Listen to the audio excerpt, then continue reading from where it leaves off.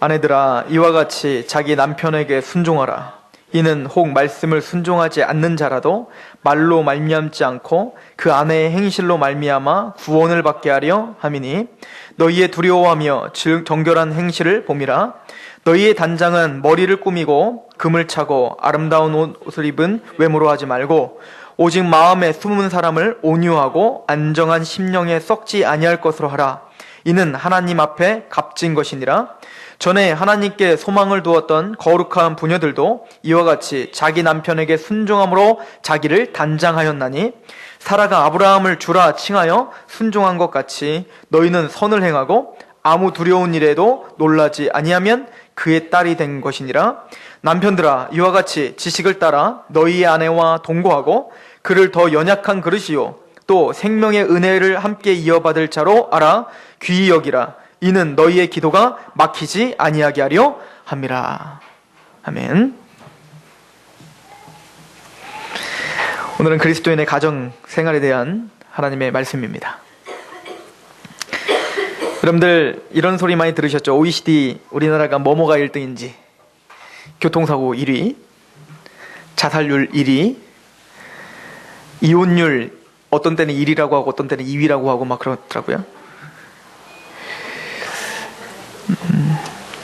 제가 언젠가 TV를 보는데 요즘에 그런 프로그램들이 많이 있어요. 뭐 가정에 어떤 막 문제들이 있을 때 심층 분석을 한 다음에 뭐 전문가들과 함께 상담을 해주고 뭐 이렇게 해결책을 해주는 그런 프로그램들이 많이 있는데, 그런 프로그램들을 보면 사실은 참 마음이 착잡하죠. 제가 그 중에 하나 본 거를 말씀드리면,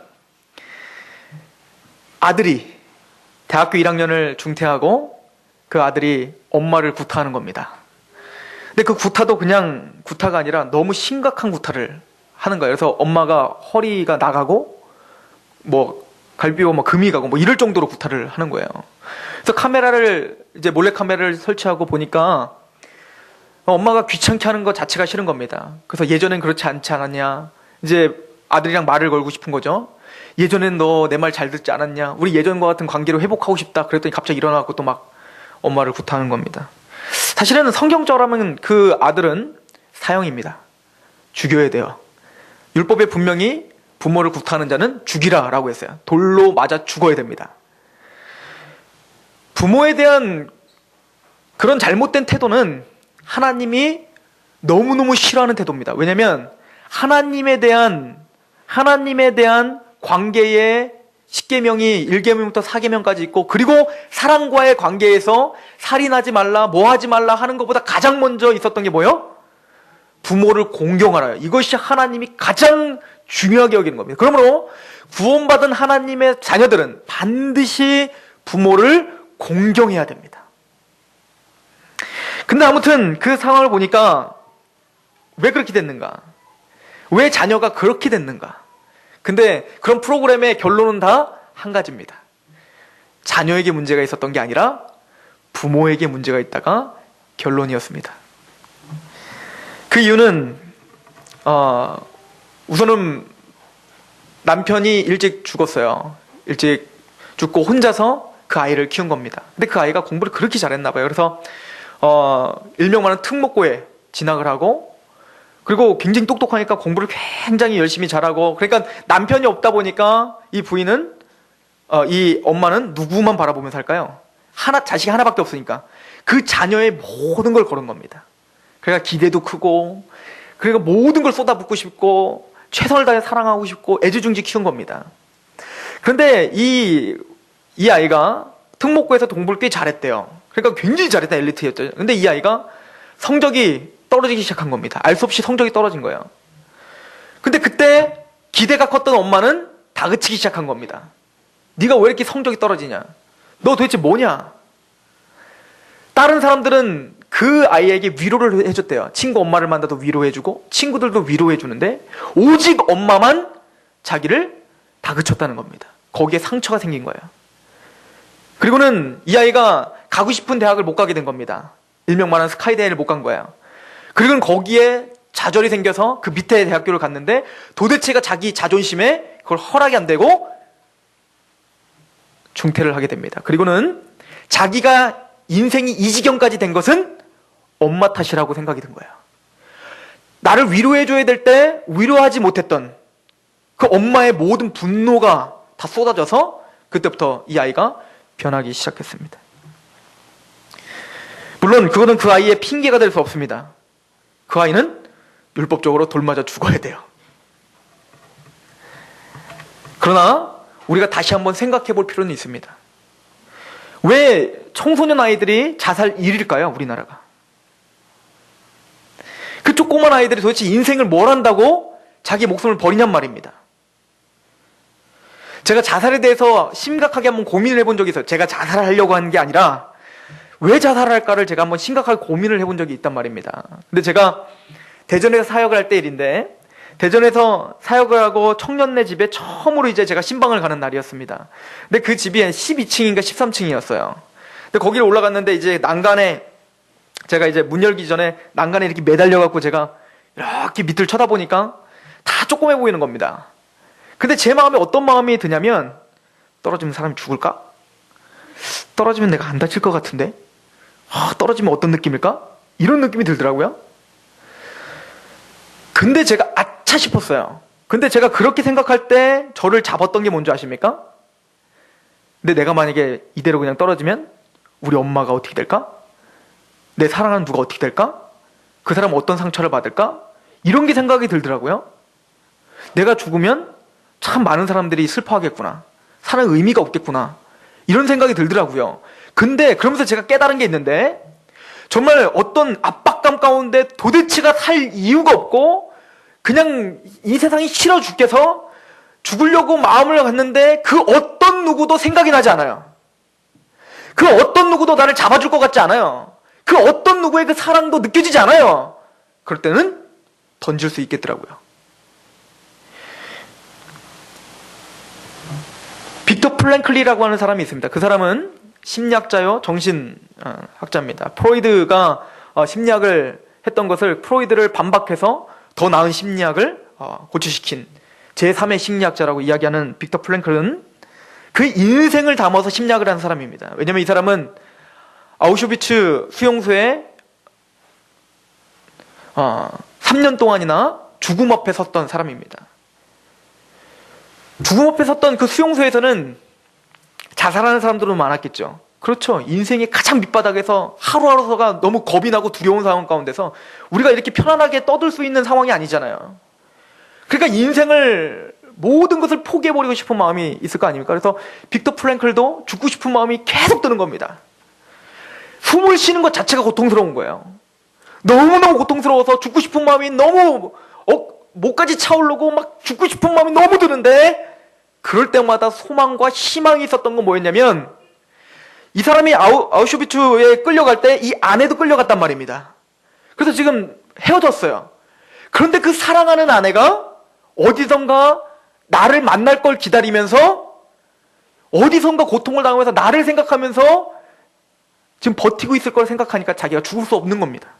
살아야 될 이유가 있는 거예요. 내 사랑하는 가족이 있기 때문에. 그 가족이 나를 봐야 되는, 죽었을 수도 있고 살았을 거 죽을 가능성이 더 막 크거든요.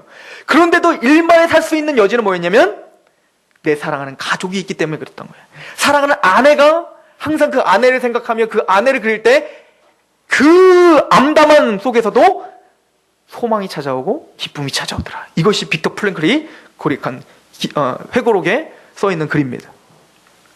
가족은 그런 겁니다. 아무리 지지고복구해도 이런 사랑의 공동체인 가족이 없다면 우리를 잡아줄 수 있는 힘이 없다는 얘기가 됩니다. 여러분들, 또 TV에 이런 프로그램이 나와요. 외국인들이 한국 문화 중에 가장 이해가 안 가는 문화들 베스트 뭐 해가지고 한 몇 주 동안 그걸 하더라고요. 그걸 보면 너무 재밌어요. 외국인들이 한국 문화 체험을 해보고 도대체가 이해 안 가는 것들. 뭐 예를 들어서 한국인들이 회사에서 밥을 먹고 칫솔질을 아무 데서나 막 하고 있는 거. 외국인들이 보기에 이거는 막 말도 안 되는 얘기인 거예요. 왜냐면 칫솔질을 하는 것 자체는 외국인들은 숨어서 꼭 화장실에서 볼일 보는 것 같은 느낌이지, 그걸 대놓고 한다는 거는, 근데 밥 먹고 우리는 다 쫙 줄서갖고 막 다 이러고 있잖아요. 이게 충격이었던 겁니다. 또 하나 이해가 안 가는 건 이런 거래요. 그러니까 남자 화장실에 볼일을 보고 있는데 청소하는 아줌마가 들어와서 청소하는 거. 프랑스 사람이 이런 얘기를 하더라고요. 프랑스에서는 혹시 남자 줄이 너무 길어서 못할 때는 남자들이 여자 화장실을 잠깐 쓸 수는 있대요. 왜냐면 여자 화장실이 칸칸이 다 막혀 있기 때문에 그렇게는 하는 경우가 있답니다. 그건 안 이상하대요. 우리가 보기엔 그게 이상한데. 근데 외국인 그 사람의 눈에서는 남자 화장실 다 뻥 뚫렸는데 아줌마들이 막 청소를 해도 아무렇지도 않게 그냥 다 이렇게 하고 있는 걸 보면서 그게 충격이었다는 겁니다. 그런데 그 외국인들이 보는 1위가 뭔지 아십니까? 1위? 정말 이해 안 가는 문화 1위. 그게 바로 회식 문화입니다. 회식 문화를 도대체가 이해가 가지 않나요? 근데 그 외국인은 처음 참여해봤기 때문에 그게 긍정적으로 보였나. 왜냐면 외국인들은 다 우린 개인주의이기 때문에 뭐 이렇게 일하고 그런 거 없이 그냥 딱딱 퇴근하는데 여기는 다 모여갖고 막 술도 먹고 막 하나 되고 뭐 연합되고 하루니까 좋지. 그게 계속되면 그게 얼마나 화가 나는지. 그러면 이렇게 물어봤습니다. 그러면은 당신네들은 퇴근하고 뭐 합니까? 가족과 함께 보냅니다. 우리나라만큼 가족을 중요시 여기지 않는 민족이 없습니다.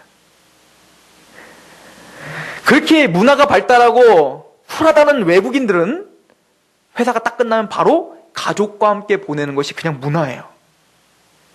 그러나 우리나라는 가족에서 남편들이 가정에 가서 안식을 취하지 못한다고 합니다. 그냥 술자리에서 안식을 취한다고 합니다. 뭔가 문제가 있는 겁니다. 지금 우리나라에 뭔가 병이 있는 거예요. 가족이 깨지고 있습니다. 가정이 가정답지 못하게 되고 있습니다. 성경은 가정을 굉장히 중요하게 여깁니다. 제가 여러분들에게 질문합니다. 가정이 중요하겠습니까? 교회가 중요하겠습니까? 헷갈리십니까? 가정이 중요합니다. 제가 타락한 것 같아요?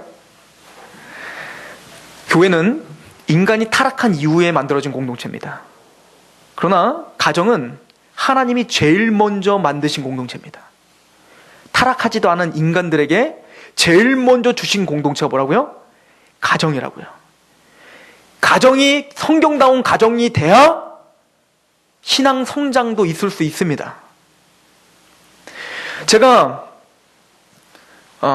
전도사 생활 이제 10년 하지 않습니까? 청소년들도 제가 많이 맡아봤지 않겠습니까? 죽어라고 설교하고요.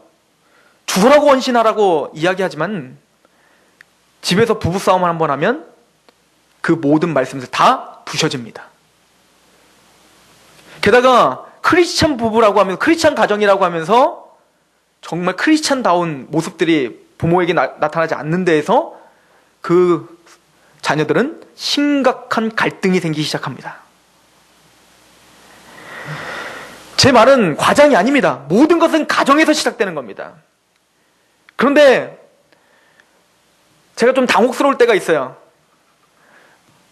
부모는 못하니 전도사가 다 해주길 바라는 거죠. 근데 맞는 말이기도 합니다. 왜냐하면 가정에서 채워주지 못하는 것을 어떠한 외부의 사람이 가정을 대신해서 부모를 대신해서 도전을 줄 수 있고 믿음을 줄 수 있고 그래서 아버지가 못하는 것을 아버지의 역할을 전도사가 할 수 있고 어떤 교사가 할 수 있어요. 예를 들어서 헬렌 켈러라고 하는 눈이 안 보이고 귀가 안 들리고 말할 수 없었던 그 자포자기한 여인을 부모는 어찌하지 못했지만 설러번이라고 하는 선생님이 그 아이를 부모처럼 계속 끊임없이 마음을 쏟고 거기에 신앙을 심어주고 해서 나중에는 노벨 문학상을 타게 하고 전 세계인들이 존경할 만한 그런 인물로 키운 건 사실입니다.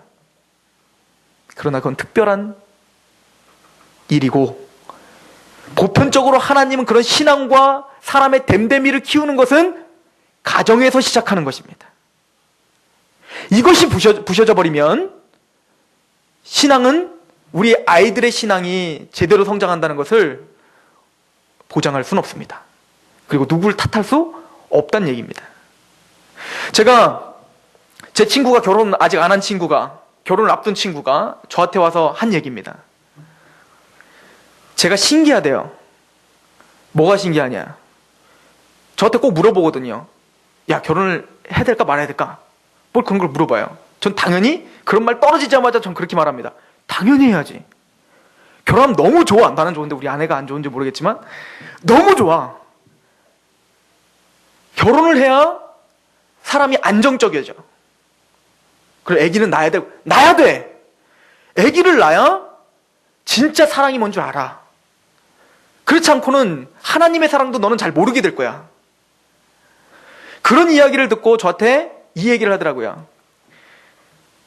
최초래요, 최초.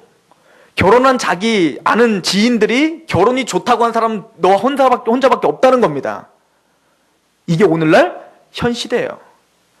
결혼이 싫은 거예요. 내 마음대로 살고 싶은 거예요. 예전에는 어머니의 그 어머니상이 어떤 겁니까? 자기를 헌신하고 자기 모든 것을 포기하고 그냥 가족에게만 매운 거. 요즘엔 그렇게 하면 바보 취급당합니다.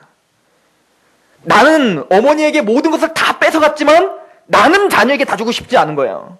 그냥 내 시간 갖고 싶은 거예요. 얼마 전에 저희 아내랑 이런 얘기를 했어요. 저희 아내가 하준이를 키우다 보니까 하준이를 보니까 너무 이놈 자식이 이기적이잖아요.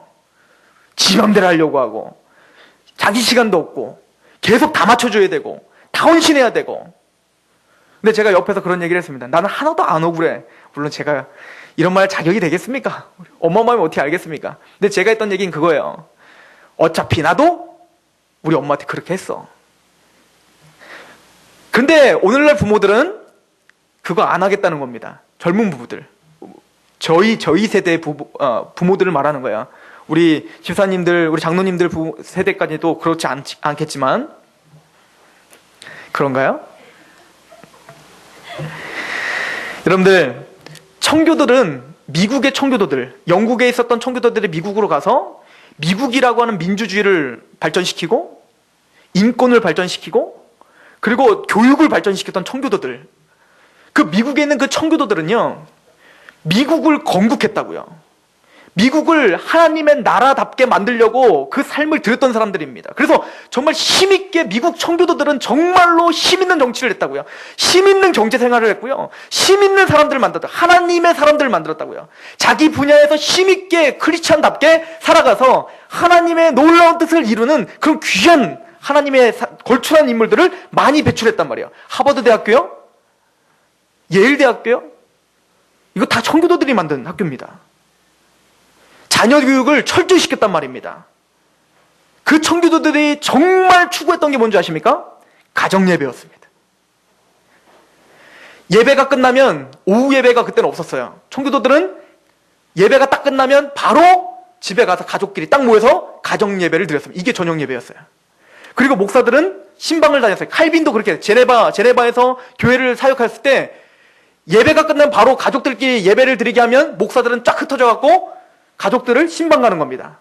그리고는 그 가정 예배에 갔을 때 이제 뭐 매주 갈 수는 없잖아요. 그러니까 몇 달에 한 번씩 그 가정을 방문하면 그 가정에서 자녀들을 싹 불러다가 이 목사가 직접 또 성경 교리 공부를 또 해주고 가정에 가서 이런 식으로 신방과 가정 예배와 대예배가 같이 연합되어 있었단 말이에요.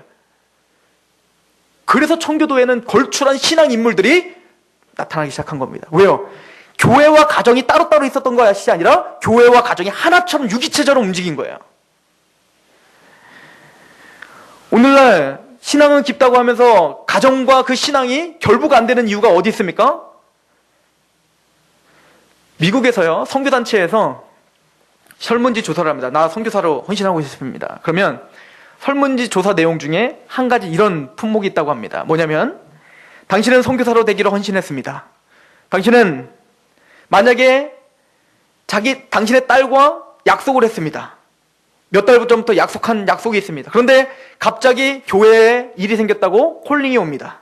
그럼 당신은 어느 곳에 가겠습니까? 그럼 어느 곳에 가야 진짜 헌신된 목회자입니까? 당연히 한국 사람들은 거의 대부분, 거의 100% 나는 교회를 가겠습니다. 딱 체크를 하면 돼요. 그러면 정신치료를 받게 해준답니다. 왜죠? 하나님은 가정을 중요시 여깁니다. 가정이 하나님의 말씀 위에, 토대 위에 세워지길 소망한다는 거예요. 가정에서 부모들을 통해서 그 자녀들이 신앙적으로 양성되길 하나님은 그런 시스템으로 가정을 만드셨다는 거예요. 너희는 생육하고 번성하라. 이 얘기는 뭐냐면 단순히 아기들 많이 낳고 잘 살아라 이 얘기가 아니라 하나님의 자녀들로 채우라는 거예요. 이게 가정의 사역입니다. 이건 교회의 사역이기도 하지요. 그러나 교회의 사역은 가정이 그런 가정이 될 수 있도록 도와주는 사역을 하는 겁니다.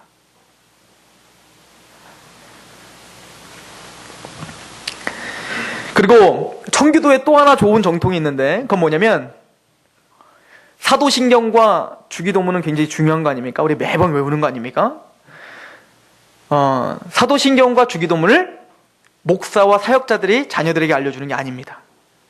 그럼 누가 알려줄까요? 아버지가 알려주는 거예요. 어머니가 알려주는 겁니다. 매번 외우면서 이것은 우리 엄마가 알려준 거야. 우리 아버지가 알려준 거야. 이런 자부심이 있는 겁니다. 가장 중요한 우리의 기초 교리인 사도신경, 우리가 믿는 바가 무엇인지 목사는 부모를 교육한 겁니다. 그리고 부모는 자녀를 교육하게 해준 거예요. 너무 생소하죠? 우리가 하는 시스템이 아니에요. 근데 이게 유대인들이 하는, 지금도 하는 시스템이에요. 즉 성경적인 시스템이란 말입니다. 우리 신명기 보겠습니다.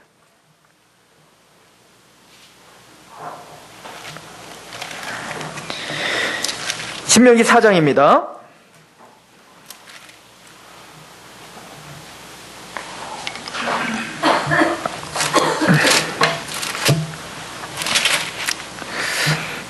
죄송합니다. 6장이네요. 6장 4절부터 보겠습니다. 신명기 6장 4절.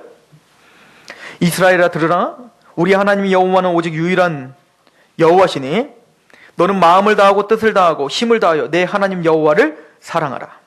오늘 내가 내게 명하는 이 말씀을 너는 마음에 새기고, 여기까지는 부모의 신앙을 점검하고 부모가 먼저 하나님 앞에 서 있으라는 얘기예요. 그리고 7절 같이 읽어볼까요? 시작. 내 자녀에게 부지런히 가르치며 집에 앉았을 때든지 길을 갈 때든지 누워있을 때든지 일어날 때든지 이 말씀을 강론할 것이며 너는 또 그것을 내 손목에 매어 기호를 삼으며 내 미간에 붙여 표로 삼고 또 내 집 문설주와 바깥문에 기록할지니라. 어렸을 때의 그 신앙교육은 누가 하는 거라고요? 부모가 하는 거라고요. 그래서 사실은 유대인들은 뭐 주일학교 이런 게 없었죠. 지금도 없죠, 유대인들은. 그럼 이 아이들이 그러면 어떻게 그렇게 투철한 신앙인으로 됐냐면 부모를 그냥 따라다니면서 부모가 양을 잡는 제사를 드리는 걸 보면서, 부모가 오늘도 안식일날 아무것도 하지 않고 오직 하나님을 위해서만 그 온 시간을 드리는 걸 보면서 배우는 거예요. 그냥 몸소 배우는 겁니다. 부모가 자기 먹고 싶은 것을 다 포기하고 하나님 것을 우선순위로 떼는 모습을 보는 거예요. 저도 어렸을 때 저희 어머니가 성미를 떼는 걸 봤어요. 성미를 떼는 걸 우리 권사님도 성미 떼보셨잖아요. 그죠? 옛날에 성미 이렇게 떼잖아요. 밥 먹기 전에 제 앞에서 꼭 밥그릇에다가 우리 먹을 만큼 먼저 푼단 말이에요. 교회 거를 먼저, 하나님 걸 먼저 퍼. 이런 걸 통해서 신앙을 배우는 거예요. 아, 우선순위는 하나님 거구나. 이것이 교육이에요. 이것이 신앙 교육입니다. 그래서 가정이 그렇게 중요한 겁니다.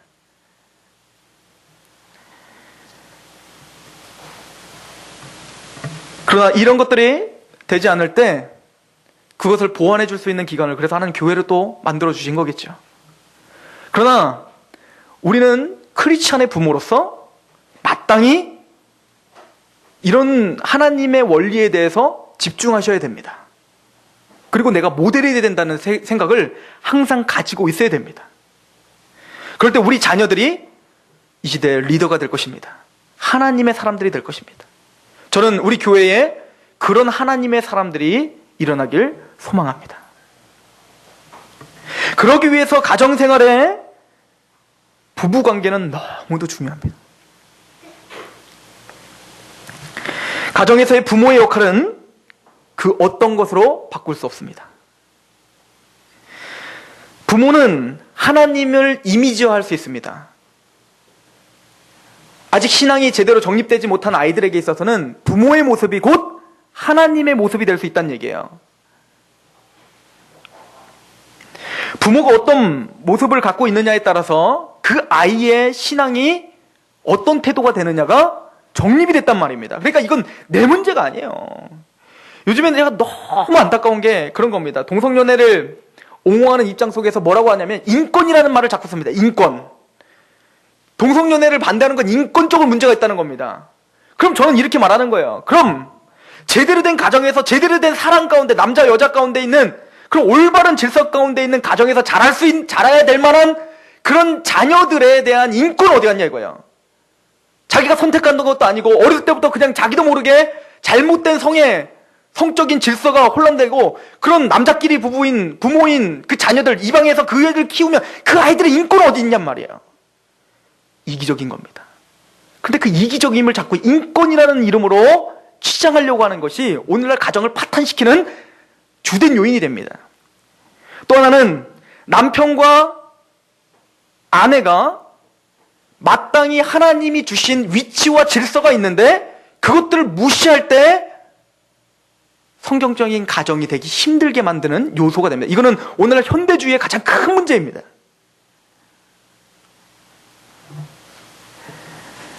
하나님은 분명히 남편과 아내에 대한 분명한 원칙을 줬습니다. 성경적인 원칙을 주었단 말이야. 그 원칙은 오늘 성경 말씀에서 있는 것처럼 오늘 본문을 보시겠습니다. 베드로전서 3장을 보십시오. 3장 1절에 먼저 아내들에 대해서 이야기를 합니다. 아내들아, 이와 같이 자기 남편에게 순종하라. 남편에게 어떻게 하라? 순종하라. 그러면 이제 여기서 이제 떠오르죠. 순종할 만해야 순종하지. 내가 진짜 존경할 만해야 존경하지 응? 그러면 존경받을 만한 사람이 누가 있겠습니까? 근데 하나님은 우리에게 분명히 말씀하십니다. 가정이 가정다워지려면 아내는 남편에게 반드시 순종해야 됩니다. 남편의 권위가 세워져야 된단 말이야. 아버지가 우습게 보이면 안 된단 말이야. 아이들한테. 아이들에게 있어서 아버지가 우습게 보이고 아버지가 가벼워 보이면 안 된단 말입니다.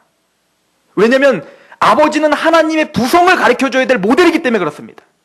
하나님이 얼마나 두려우신 분인가, 하나님이 얼마나 경외받기 합당한 분인가를 아버지의 이미지를 통해서 아이들은 배워야 되기 때문에 그렇습니다. 우리는 존경할 만해서 존경하는 게 아니에요. 부모에게 공경하라는 건 부모가 나한테 다 잘해주고 나에게 존경할 만해서 부모를 존경하는 게 아니에요. 우리에게 못해주는 부모일지라도 우리는 존경해야 돼요. 왜냐하면 하나님이 그렇게 위치를 정해줬기 때문에 그렇습니다. 이게 순복입니다. 그래서 베드로 사도는 그 전에 이미 우리를 종이라고 이야기하고 거듭났다면이라는 것을 전제하는 거예요. 구원받았다면 그 신앙이 당연히 가정에게도 그 신앙의 영향력은 끼쳐져야 됐다고 성경은 지금 설명하고 있는 겁니다.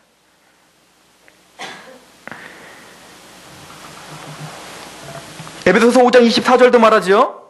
교회가 예수님에게 복종하는 것처럼 아내가 누구에게 복종하라요? 남편에게 복종해야 된다라고 이야기합니다. 이거는 인권의 문제가 아니에요. 질서의 문제입니다. 하나님의 약속의 문제입니다.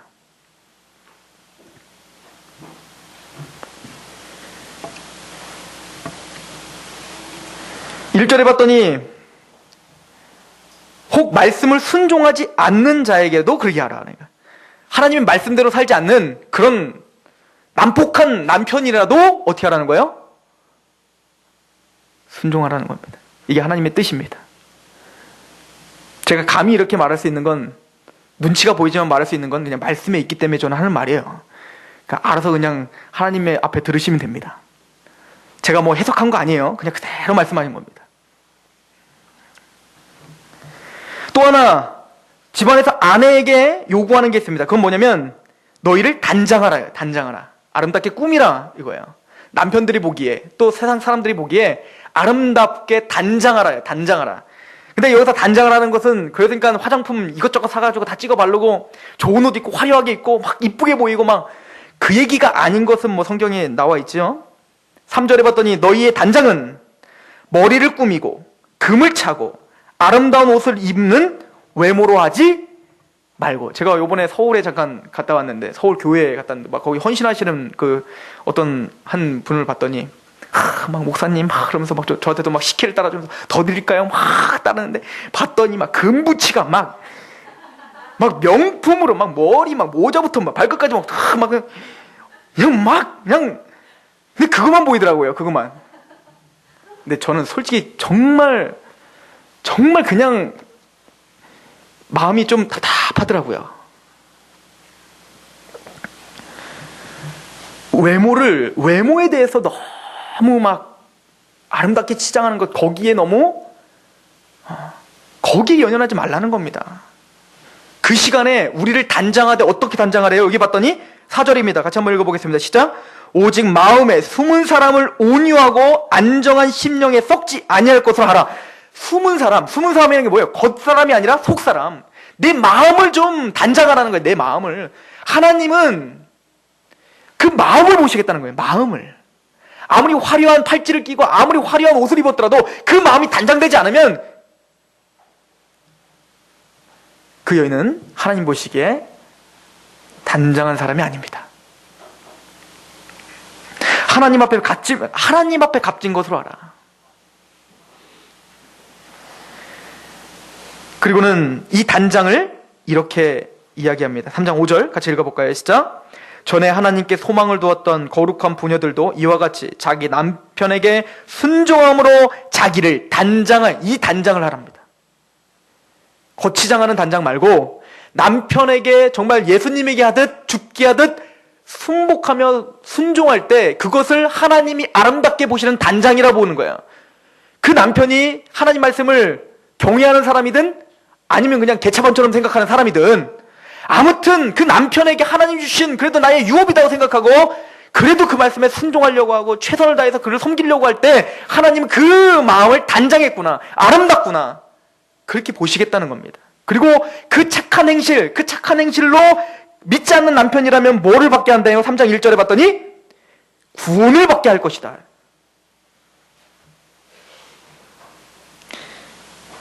이 말씀 앞에 두렵고 떨림으로 서시길 소망합니다. 이것이 신앙이래요. 신앙을 교회 안에서만 찾지 마시기 바랍니다. 신앙을 가정에서 찾으시기 바랍니다. 그리고는 남편에 대해서 이렇게 이야기를 합니다. 7절입니다. 시작. 남편들아 이와 같이 지식을 따라 너희 아내와 동거하고 그를 더 연약한 그릇이요 또 생명의 은혜를 함께 이어받을 자로 알아 귀히 여기라. 이는 너희 기도가 막히지 아니하게 하려 함이라. 좀 억울하시죠? 아내는 1절부터 6절까지 하고 남편에 대한 건 7절 한 절만 달랑. 근데 이 말씀은요 사실은 아내가 남편에게 순복하는 것보다 더 무게감 있는 얘기입니다. 에베소서에 아내가 남편에게 어떻게 하래요? 복종하라고 해요. 복종. 그러면 막 어떤 자매들은 저한테 막 열불이 나가지고 그러면 남편이 잘못해도 다 복종하란 말이야 막 그러면서 이제 막 화를 내는 겁니다. 그러나 남편에게는 더 무거운 걸 맡기시죠. 에베소서에 뭐라고 합니까? 남편이 아내를 사랑하되 어떻게 사랑하라고 합니까? 교회를 위해서 예수님께서 자기 목숨을 버리시기까지 그렇게 사랑하라는 거예요. 이거는 복종의 개념을 포괄하는 얘기입니다. 그 복종을 넘는 얘기예요. 지금 아내가 남편에게 복종한다고 해서 남편이 그를 군림한다는 얘기가 아니에요. 어떻게 하라는 얘기입니까? 사랑. 이게 가장 가정의 이상적인 모습입니다. 이게 가장 이상적인 모습이에요. 남편이 아내에게 복종하고 남편은 아내를 지극히 사랑하고 이게 가정의 가장 이상적인 모습이다. 이 모습대로 우리 가정이 지금 흘러가고 있는가? 남편은 그러면 이렇게 생각하셔야 됩니다. 아내가 나를 존경할 만한가? 내가 그럼 존경을 받으려면 어떻게 해야 될까라고 그 아내가 하나님의 말씀대로 살 수 있도록 도와주셔야 됩니다. 또한 남편이 내가 진짜 남편한테 사랑받을 만한가? 나를 점검하고 내가 좀 사랑받을 수 있게끔 남편이 하나님 말씀대로 순종할 수 있게끔 도와주셔야 됩니다. 중요한 건 이거는 이기적인 싸움이 아니야. 이렇게 할 때 우리 자녀들이 안정감 있게 신앙적으로 잘 성장할 수 있다는 거예요. 어떤 심리학자가 이런 이야기를 하더라고요. 가정 안에 두 기둥이 있다는 거예요. 두 기둥은 남편과 아내라는 거예요. 그리고는 이 두 기둥을 축대로 해서 계단이 세워진다는 겁니다. 그리고는 자녀들은 이 계단들을 오르락내리락 하면서 마음껏 놀고 마음껏 성장할 수 있다는 거예요. 그런데 한 축이 무너져버리면 그 아이들도 같이 우르르 무너진다는 겁니다. 이해 가십니까? 즉 가정 안에 남편과 아내가 굳건히 서 있을 때, 하나님 말씀대로 서 있을 때 그 가정의 자녀들은 하나님 말씀대로 성장할 수 있다는 얘기입니다. 그리고 남편에 대해서 더 이야기를 합니다. 3장 7절을 보시면 남편들아 이와 같이 뭘 따라? 지식을 따라 너희 아내와 동거하고. 지식을 따르라는 거예요. 뭘 따르라고요? 지식을 따르는 거예요. 무조건 내가 하고 싶은 대로 해놓고는 그게 사랑이라고 말하지 말라는 거예요. 남편들한테. 내 권리를 주장하고 내 맘대로 해놓고는 그게 사랑이라고 하지 말라는 겁니다. 지식을 갖고 사랑하라는 거예요. 사랑을 하되 실제적으로 이 아내가 필요한 것이 무엇인지 좀 파악을 하라는 거예요. 파악. 또는 하나님의 말씀대로 우리가 그 하나님의 말씀의 지식을 갖고 지식을 가진 사랑을 하라고 이야기하는 것입니다. 그리고는 7절에 이렇게 결론을 내리죠. 자, 어떤 지식이냐면 지식을 따라 너희 아내와 동거하고 그를 더 연약한 그릇이요 또 생명의 은혜를 함께 이어받을 자로 알아. 어떻게 여기라? 귀하게 여기라. 내 아내를 귀하게 여기라는 겁니다. 왜냐하면 두 가지 지식이 있어야 돼요. 첫 번째는 뭐냐면 아내는 깨지기 쉬운 그릇이라는 걸 알고 사랑하라는 겁니다. 아내들은 상처받기 쉬운 그릇이라는 거예요. 금방이라도 깨질 듯한 그릇이라는 거예요. 그래서 남편은 아내를 대할 때 어떻게 대하라는 거예요? 조심스럽게 대하라는 겁니다. 그 아내를 조심스럽게, 부드럽게 대하라는 얘기예요. 그리고 또한 지금 시대에는 어떤 시대냐면 여자의 인권을 인정하지 않았던 시대입니다. 여자는 개수에도 들지 않을 때 시대를 말하는 거예요. 여러분들 기독교가 들어와서 가장 획기적으로 변화된 게 뭔지 아십니까? 기독교가 들어가는 사회마다 여자의 인권이 올라간다는 거예요. 우리나라도 여자들이 인권이 올라간 게 언제부터입니까? 기독교가 이 땅에 뿌리 박기 시작하면서예요. 그래서 여자들도 집안에서 밖으로 나오게 된 게 교회 때문이에요. 여자들은 다 문맹인이었습니다. 많은 부분. 근데 여자들이 왜 문맹이 탈취할 수 있었죠? 성경을 보면서예요. 그래서 기독교가 들어가는 곳에는 항상 자유가 생겼고 기독교가 들어가는 곳에는 항상 여자의 인권이 신장됩니다. 마찬가지 무슨 얘기입니까? 기독교 집안은 누구의 인권이 신장되는 거예요? 여자의 인권이 신장되고 여자를 귀하게 여기는 풍토가 정착되는 거예요. 이게 기독교적인 신앙의 토대인 가정이 갖는 모습입니다.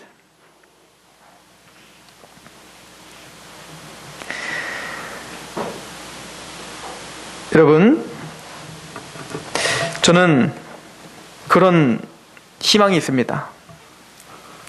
다른 건 못해도 저에게 있어서 두 가지 하나님 앞에 소원이 있다면, 내가 인생의 성공이다라고 할 수 있는 두 가지 소원이 있다면, 첫 번째는 하나님의 말씀에 입각한 교회를 세우는 게 저의 소원입니다. 그게 작든 크든 하나님의 말씀대로 세워지는 교회가 만약에 나를 통해서 이루어진다면 나는 여한이 없겠다. 왜? 그런 교회 보기가 힘들기 때문에 그렇습니다. 그래서 이 한 말씀 앞에 정말 충실한 교회를 세우는 데에 저희 마음을 쏟고 싶다는 생각이 듭니다. 두 번째는 성경적인 가정을 세우는 것이 저의 소원입니다. 왜냐하면 성경적인 가정을 보기가 힘들기 때문에 그렇습니다. 여러분들에게도 이런 소원이 있길 소망합니다. 내 자녀들이 큰 인물이 되는 것보다도 성경적인 교회를 세우는 일꾼이 되고 성경적인 가정을 세우는 일꾼이 되길 소망하시기 바랍니다. 거기서 위대한 인물의 열매가 나타나는 것이지, 위대한 인물을 나타내겠다고 거기에 치중하면 그 아이는 그 무게에 눌려서 도망가게 될 것입니다. 이 소원은 소박한 것 같지만 가장 위대한 소원입니다. 그걸 믿으시고 우리의 교회를 성경적인 교회로 만들고 우리의 가정을 성경적인 가정으로 만들자. 이 소원으로 오늘도 기도하시고 이 소원으로 남편과 아내를 대하시길 소망합니다. 기도하겠습니다. 하나님, 우리를 하나님의 형상대로 창조하신 것, 삼위일체 하나님께서 연합함으로 하나되인 것처럼 아담이 독초하는 것이 안쓰러워 보여서, 좋지 않아 보여서 아내인 하와를 배필을 맞아준 것처럼 홀로는 살 수 없기에 이 세상에서 힘있게 하나님의 나라를 확장하기에 동역자로, 상부상조의 동역자로 아내와 남편을 붙여주신 걸 믿습니다. 또한 이 귀한 가정을 통하여서 이 시대에 위대하게 쓰임받을 하나님의 자녀들이 만들어지고 세워질 줄로 믿습니다. 특별히 우리 가정들을 붙잡아 주셔서 이 상록교회 가정들이 세상 사람들이 보기에 정말 위대해 보이는 가정들, 또 끊임없이 가정의 권위와 그 가정이 깨지는 이 시대 가운데 모범이 되고 대안이 될 수 있는 가정으로 우리 상록교회 성도들의 가정을 지켜 주시옵소서. 그렇게 하실 하나님을 찬양하며 예수 그리스도의 이름으로 감사하며 기도합나이다. 아멘.